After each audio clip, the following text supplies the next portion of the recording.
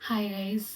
I know कि काफ़ी ज़्यादा बच्चे जिन्होंने S B I P O दिया था वो पेन में होंगे या फिर काफ़ी ज़्यादा डायलेमा में होंगे कि अगर होगा कि नहीं होगा, क्योंकि प्रीलिम्स का पैटर्न तो चेंज नहीं हुआ, वो सेम ही है। 40 marks for English and 30 marks for maths and 30 marks for reasoning, but when it comes to mains they have now change the pattern, and I know it's very difficult for people who are not good in maths or who don't have maths background. Even in 11th और 12th standard तो मैं आपका समझ सकती हूँ, मेरे पास था। Still मुझे इतना ज़्यादा शॉकिंग लगा कि लाइक इंग्लिश को उन्होंने जस्ट 20 मार्क्स की वेटे। गाइज अगर आपको नहीं पता तो मैं भी इन्फॉर्म कर देती हूँ कि S B I P O का जो मेंस वाला पैटर्न है एग्जाम का वो चेंज हो चुका है now. Reasoning, quantitative aptitude and general awareness holds marks weightage of 60 marks each, that is 60 into 3 180 marks, and just English holds just weightage of 20 marks. तो जिनका पहले इंग्लिश में एज होता था, including of a very close friend of mine who got selected last year in SBI PO in July, तो she also said यार नहीं, pattern नहीं चेंज करना था, ये तो या तो आप इक्वल वेटेज दो चारों को। 200 मार्क्स तो डिवाइड हो सकते हैं ना, 50 50 50 ईच। बट आप एक मतलब मेरे को भी काफ़ी ज़्यादा ये बायसनेस लगी कि आप इंग्लिश को इतना ज़्यादा क्यों कर रहे हो, मतलब बिल्कुल ही लिमिट पे, कि आपने बिल्कुल ही उसकी वेटेज 20 मार्क्स कर दी आउट ऑफ 20 100। इट मतलब 20 100 नहीं, 20 आउट ऑफ 200, मतलब आपने से उसको 10% वेटेज दी है पूरे एग्जाम में। मतलब आपको इंग्लिश चाहिए नहीं, और जबकि सारे डॉक्यूमेंटेशन वर्क जो होता है एसबीआई में वो सब इंग्लिश में होता है। नो डजेंट मैटर आप कौन से स्टेट में पोस्ट हो, तो आपको इंग्लिश आनी चाहिए, कंपल्सरी है। But guess it but guys some मतलब we can't rant about it and again and again and again। तो फिर मतलब मैंने भी भरा था S B I P O का, बट उससे पहले ही मेरा एन एस सी लेओ का मतलब अपॉइंटमेंट मतलब फाइनल रिजल्ट आ चुका था लास्ट मंथ ही।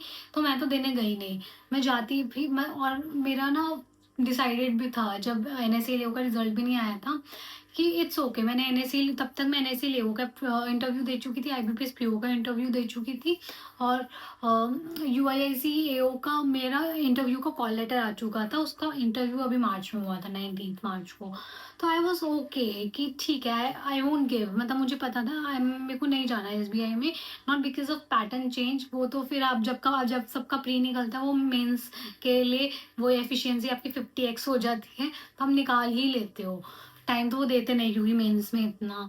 तो I was not very, but मेरे अलग रीजंस हैं उसके लिए भी। अगर आप चाहते हैं कि मैं वीडियो बनाऊं कि why I prefer N S के लिए versus over S B I P O, क्योंकि मैं उसके एग्जाम मैंने इंटेंशनली दिया भी नहीं और ना मैं मतलब इंटरेस्टेड हूँ, क्योंकि जो मेरी फ्रेंड है S B I P O में वो यू आई आई सी ए ओ का एग्जाम दे के आई है दिसंबर में, और उसकी जुलाई में लास्ट ईयर पोस्टिंग हो गई थी और दिसंबर में उसने एग्जाम दिया है। जस्ट बिकॉज कि एस बी आई में गाइज हमें बाहर से लगता है बहुत प्रेस्टिजियस जॉब है, अच्छा लगेगा, but work pressure is huge.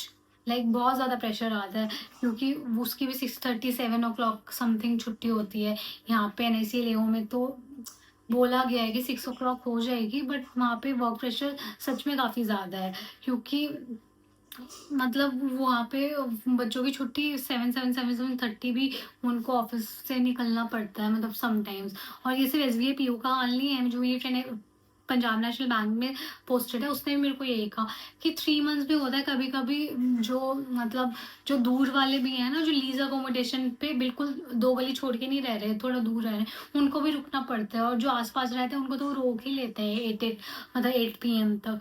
So guys हम इतना रैंट नहीं करेंगे, मैं बस आपके लिए मैं ये वीडियो इसलिए लेके आई हूँ कि जिनका S B I P O नहीं भी हुआ या हो भी गया, और मेंस आप अच्छे से देना, अगर हो जाए ऑल द बेस्ट। लेकिन आप इतनी ज़्यादा लूज होप मत करो कि एस बी आई नहीं हुआ तो कुछ नहीं, नहीं नहीं नहीं। मतलब बहुत सारे एग्जाम्स निकलते हैं गाइस बैंकिंग और इंश्योरेंस में, ये है तो आपके पास लीवरेज है कि सिलेबस ऑलमोस्ट सबका सेम है, आपको कुछ अलग से पढ़ना नहीं है, सिर्फ जनरल अवेयरनेस आपको एग्जाम रिलेटेड पढ़नी पड़ती है, वो तो आप वैसे भी पढ़ोगे ही ना हर एग्जाम के लिए, तो आप उसके लिए थोड़ी सी उस एग्जाम से ओरिएंटेड पढ़ लेना। But there are so many more exams और many more opportunities coming your way, so just don't lose your hope. अगर आपका एसबीआई नहीं होता तो आप एनआईसी लेओ ट्राई कर सकते हैं, एनआईसी असिस्टेंट ट्राई कर सकते हैं। एनआईसी भी काफ़ी अच्छी कंपनी है, नेशनल इंश्योरेंस कंपनी। इनफैक्ट वो तो मतलब एनआईसी लेओ वाले तो पूछते नहीं हैं आपको कहाँ पोस्टिंग चाहिए, बट एनआईसी में मैंने देखा था, क्योंकि मैं जब यूआईएसीएओ का इंटरव्यू देने गई थी तो वहाँ पे कुछ लोगों के फ्रेंड्स थे एनआईसी में, तो उनसे प्रॉपर फिल करवाया था फॉर्म। और यूआईआईसीएओ में भी उन्होंने मुझसे पूछी थी टॉप 3 प्रेफरेंसेस कि आपको कहाँ चाहिए, और जो वहाँ पे लोग बता रहे थे वो यही बता रहे थे कि एनआईसी में भी मतलब पूछते हैं प्रेफरेंस, और उसमें ऐसा नहीं सिर्फ स्टेट पूछते हैं, वो प्रॉपर सिटीज़ भी, उस स्टेट में भी सिटीज़ पे प्रेफरेंसेस पूछते हैं। तो हायर चांसेस है आपको कि आपको आसपास, अपने घर के आसपास वो पोस्टिंग दे देंगे अगर वैकेंसी होगी तो। तो फिर आप वहाँ पे भी ट्राई कर सकते हैं। यूआईआईसीएओ भी बहुत अच्छी कंपनी, मतलब अच्छा ही बता रहे हैं, उसका भी अच्छा वर्क है, अच्छा वर्क कल्चर है। और यूआईसीएओ का तो इंटरव्यू भी मेरा उनके प्रॉपर ऑफिस में हुआ था, जो सीपी में कनॉट प्लेस में।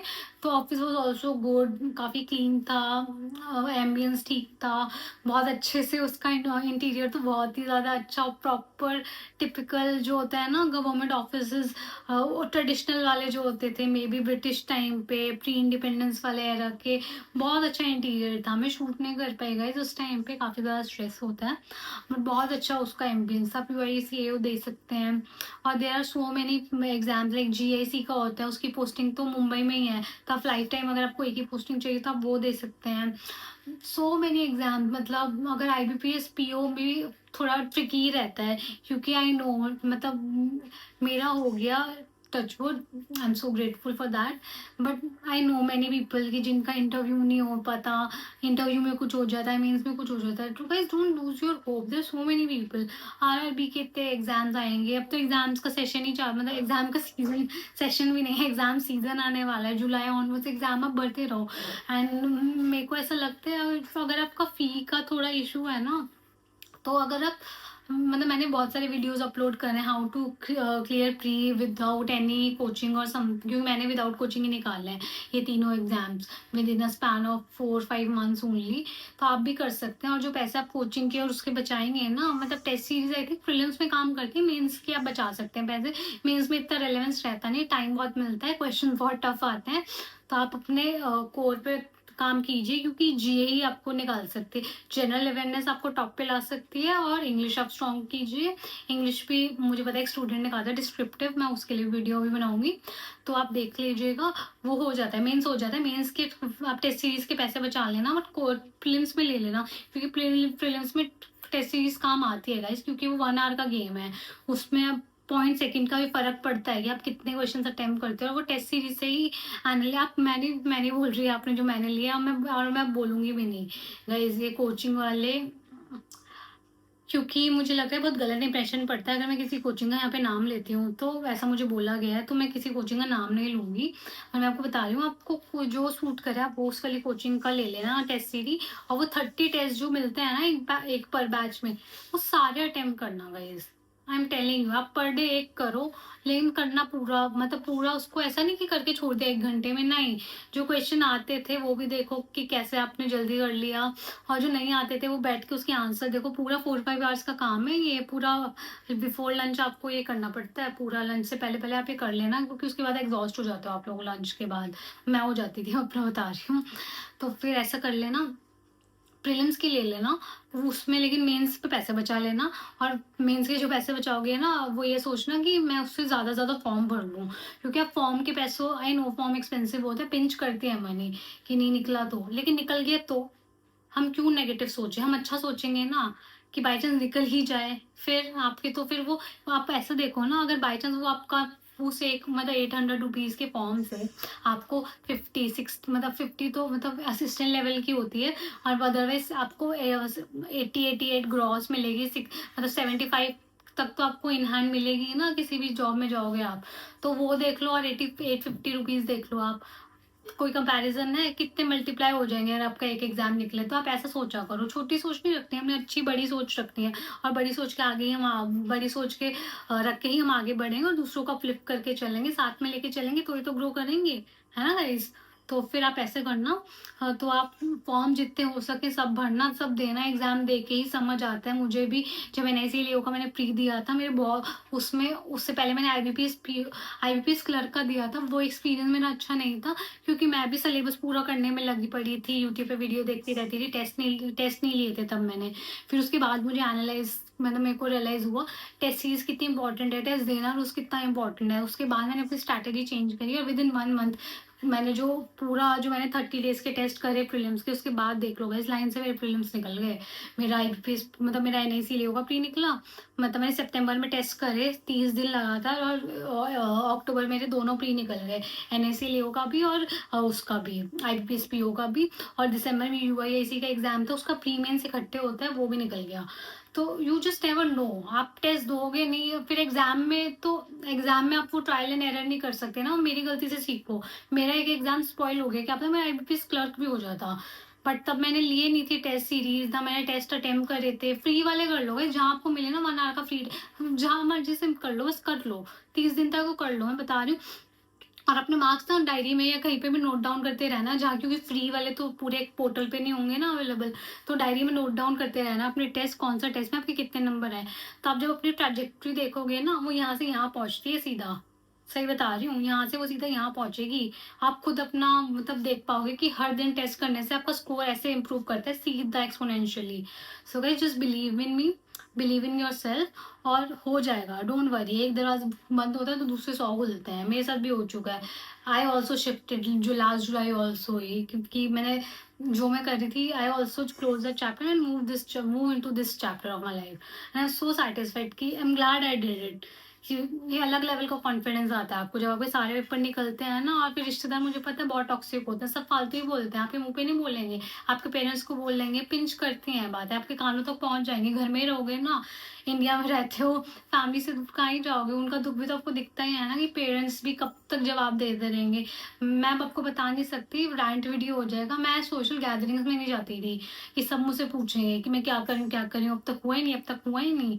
दे डोंट नो ना, दे डोंट गिव पे एग्जाम्स, जो देते हैं उसको ही पता चलती है चीज़ें क्या होती है, बैक एंड पे कितना प्रेशर होता है, पूरी मेहनत वो 1 घंटे में वहाँ पे उतार के आनी पड़ती है।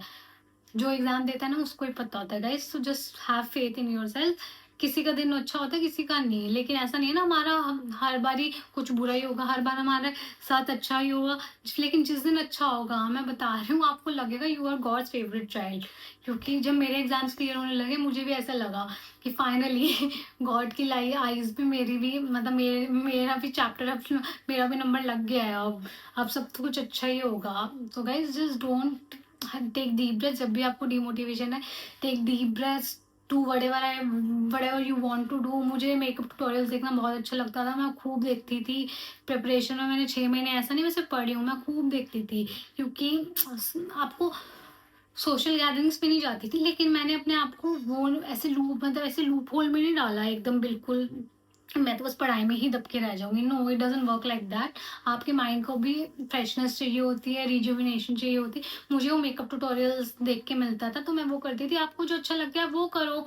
मैं तो ब्रेक में भी, मतलब मेरा टेस्ट, मैंने अगर टेस्ट लगाया, मैं तो उसके बाद भी मेकअप कोई वीडियो लगा लेती थी, फिर उसके बाद एनालिसिस करती थी। तो जो आपके लिए वर्क करता है वो करो, बस just don't get too much twelve into this कि ये नहीं हुआ तो कुछ नहीं, बहुत कुछ होगा, बहुत कुछ अच्छा होगा। Just have faith in your self. And guys, और कोई आपको इशू हो तो आप, जो भी आपको क्वेरी हो, इंक्वायरी करनी हो, तो आप नीचे कमेंट्स डाउन में लिख दीजिएगा, मैं ज़रूर उसके लिए वीडियो लेके आऊँगी और वहीं रिस्पॉन्ड कर दूँगी। मैं काफ़ी एक्टिव रहती हूँ यूट्यूब पे।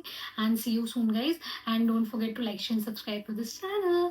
और गाइज ये ना, आप शेयर करा करो वीडियो, और पहले तो आप सब्सक्राइब के साथ साथ बेल आइकन पे भी क्लिक कर दो, क्योंकि यूट्यूब एल्गोरिथम ना ढंग से वर्क नहीं करता है। अगर आप बेल आइकन नहीं क्लिक करेंगे ना, वो आपको नोटिफिकेशन नहीं देगा, तो आपको पता भी नहीं चलेगा कि मैं कब वो वीडियो अपलोड कर रही हूँ। और यू नेवर नो कि कौन सी बात मेरी आपको कब क्लिक कर जाए और वो आपको एग्जाम में काम आ जाए। ऐसा मैं इसलिए बोल रही हूँ क्योंकि मेरे साथ भी हुआ है कि समटाइम मैं यूट्यूब वीडियो देखती हूँ, उसमें भी कोई भी जो इन्फ्लुएंसर है वो कुछ बोलता है और बहुत सारी बातें हैं that has stuck with me in my low time, तो यू जस्ट नेवर नो। तो आप वो सब्सक्राइब पे क्लिक करके रखना और बेल आइकन पे क्लिक करके रखना। और गाइस ये वीडियो शेयर करो ना, आप कंपटीशन मत लो, अगर आपके फ्रेंड्स ग्रो करेंगे ना आप भी ग्रो करोगे। मतलब मैं आपको बता नहीं सकती, जो मेरी फ्रेंड है जिसका last year she was my मतलब माई कॉलेज बेस्टी, मतलब हम सब मंसराज में साथ ही थे। तो जो उसका जब लास्ट ईयर एसबीआई में हुआ ना तब selection, and I was also thinking of coming into this industry, banking and insurance industry. तो she motivated me too much कि तेरे से तो यूं ही हो जाएगा, तेरे से तो एक झटके फर्स्ट अटेम्प्ट में ही हो जाएगा Deepali, you are just so sharp. उसने मुझे इतना पंप अप करा, गाइडेंस दी, एंड उसके मतलब वो सोचती तो वो भी ना बताती ना, लेकिन उसने अपलिफ्ट करा मुझे, अब मेरा हो गया ठीक है। अब मैं अपलिफ्ट कर रही हूँ आप लोगों का हो जाएगा, फिर आप आगे और लोगों को करोगे, वीडियो शेयर करोगे, वो भी पढ़ेंगे, उनको भी एनालाइज करने को मौका मिलेगा कि where they are lacking, where they can improve. तो ऐसे वो लोग भी ग्रो करेंगे, तभी तो हमारी कंट्री एक तब डेवलप कंट्री बनेगी ना गाइज, अगर हम सारे एक दूसरे को अपलिफ्ट करके चलेंगे। सो गाइज ये अच्छे से वीडियो शेयर करो and see you soon, and don't forget to like share and subscribe to this channel. I see you soon, I love you all.